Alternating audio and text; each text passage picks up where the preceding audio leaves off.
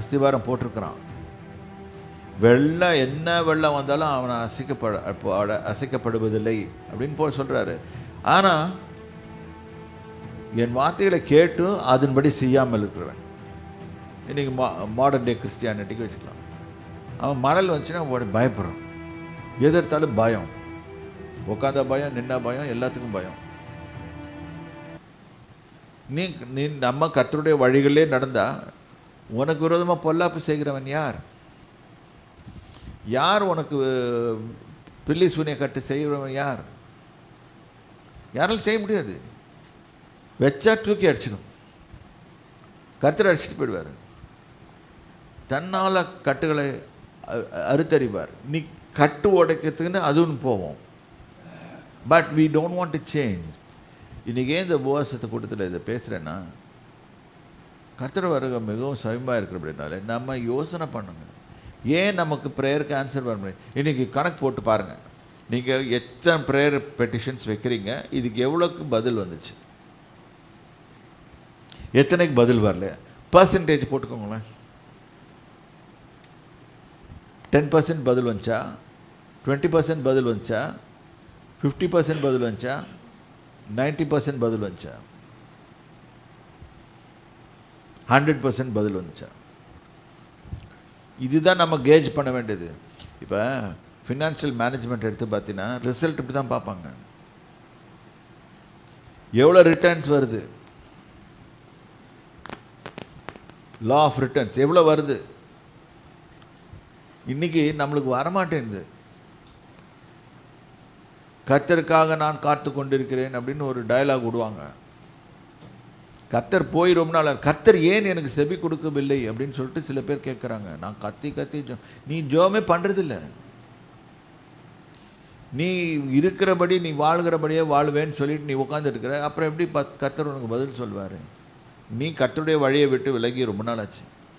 இதை சொல்கிறதுக்கு ஆள் இல்லை. இன்றைக்கி தேவஜனமே நம்ம ஒரு நிமிஷம் சிந்திச்சு பார்ப்போம். நம்மை மாற்றிக்கொள்வோம், ஆண்டவர்கிட்ட போய் சேருவோம். ஆண்டவரே, இங்கே படித்தோம் வசனத்தை, நீர் யோசுவாவுக்கு வாக்குத்தத்தம் கொடுக்கறது போது தான் எனக்கும் வாக்குத்தத்தம் கொடுக்குறீங்க. ஆனால் அந்த வாக்குத்தத்தம் நடக்க மாட்டேங்குது.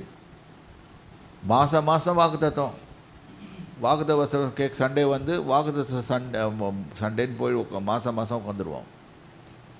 அதுபடி செய்ய மாட்டோம். அது என்னன்னு மறந்து போயிடுவோம்.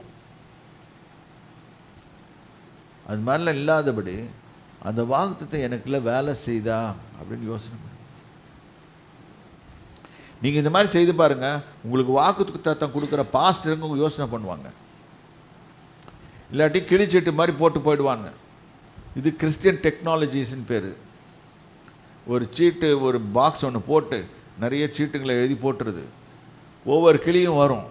சபையில் இருக்கிற மக்கள் தான் கிளிங்கள்னு சொல்கிறேன்.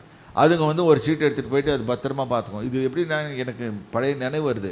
அந்த காலத்தில் வேயிங் மிஷின் இருக்கும். அந்த வேயிங் மிஷினில் ஏறினோடனே வெயிட்டை கொடுத்துட்டு அதுக்கு நம்மளுக்கு ஒரு ப்ராஸ்பெரிட்டிக்கு ஒரு வசனமும் சொல்லும். ஒரு 75 கிலோ இருக்கிறவனை நின்னா அவனுக்கு சொன்னோம், நீ இடையை குறைக்க வேண்டும் அப்படின்னு சொல்லும். அது 60 கிலோ இருக்குன்னா நீ இடையை அதிகமாக்கிக்கொள் அப்படின்னு. நீ 65 கிலோ வச்சேன்னா நீ நல்லா இருப்பாயின்னு சொல்லும். அது மாதிரி டியூன் பண்ணி வச்சுருப்பாங்க. இன்றைக்கி இப்படி தான் ஓடுது. கர்த்தருக்கு அதெல்லாம் வேணாம். உன் இருதயம் எப்படி இருக்குதுன்னு பார்க்குறாரு. நான் வருவேன், என் இஷ்டப்படி நடப்பேன். நல்லா நினச்சிக்குவேன். கர்த்தருடைய சமூகமும் அதுக்கேற்ற கிடையாது, இடம் கிடையாது. நீ பாட்டுக்கு உன் இஷ்டம் நடந்துக்கோ. எதுக்கு கோயிலுக்கு போகிற, சர்ச்சுக்கு போகிற?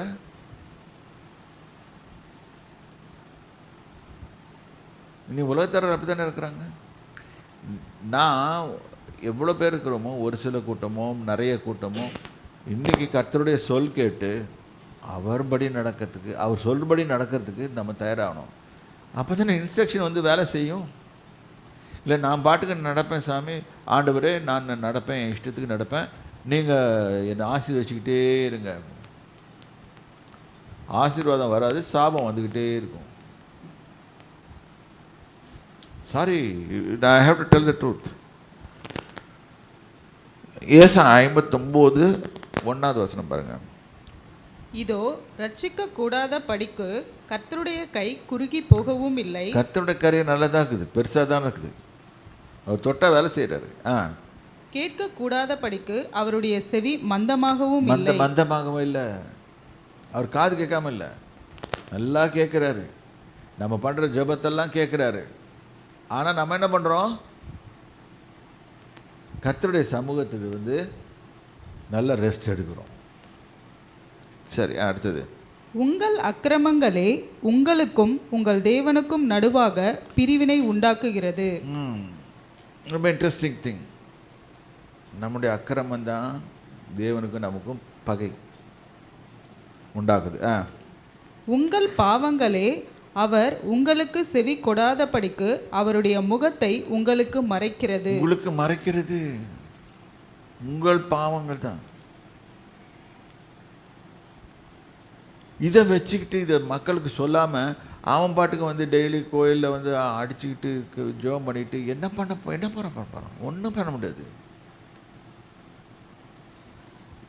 We want to live a 10% success life or 20% successful life or 50% successful life.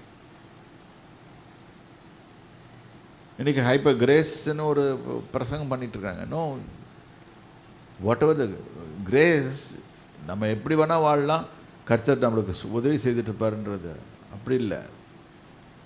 இது வரைக்கும் நம்மளை அடி வாங்காமல் காத்திருக்கிறது கர்த்தர் கிருபை.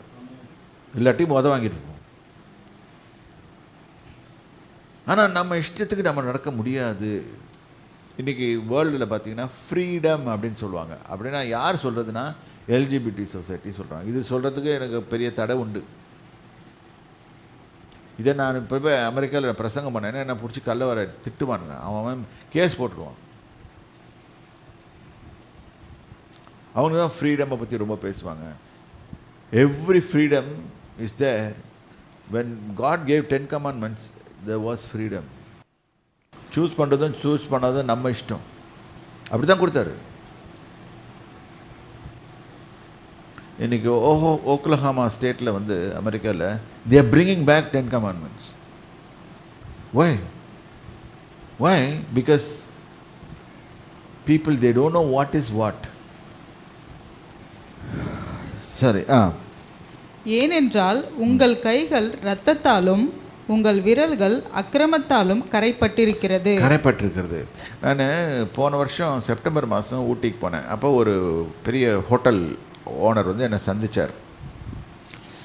அவர் சொன்ன காரியங்கள் என்னை அதிர்ச்சிக்குள்ளாச்சு. இங்கே நிறைய கப்பிள்ஸ் வராங்க. இங்கே எல்லாம் அபார்ட் பண்ணிட்டு போகிறாங்க. அப்போ அவங்க கையில் என்ன இருக்குது? ரத்தம்.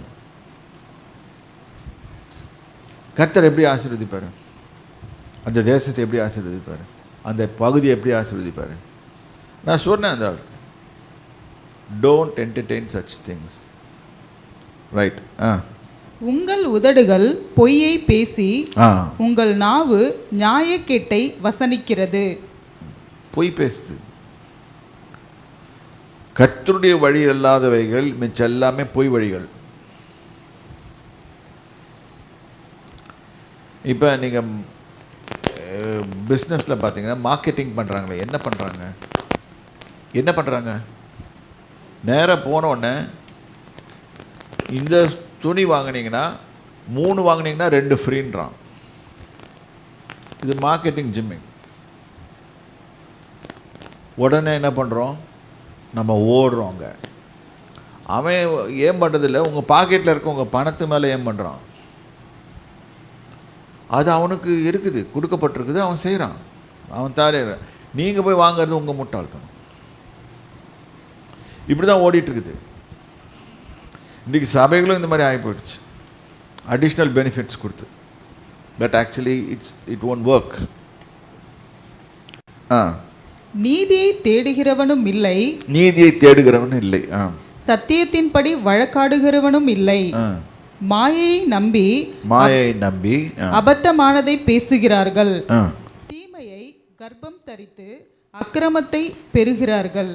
தீவினை கற்பந்தடிச்சா அக்கிரமத்தை தான் பெறணும். நான் தீமையை கற்பந்தரிப்பேன், ஆனால் கர்த்தர் என்னை ஆசீர்வதித்து கொண்டே இருப்பார் அப்படின்னு சொன்னால் நல்ல பிரசங்கம். அந்த பாஸ்டர் நல்லவர் நல்லா பேசுகிறாரு.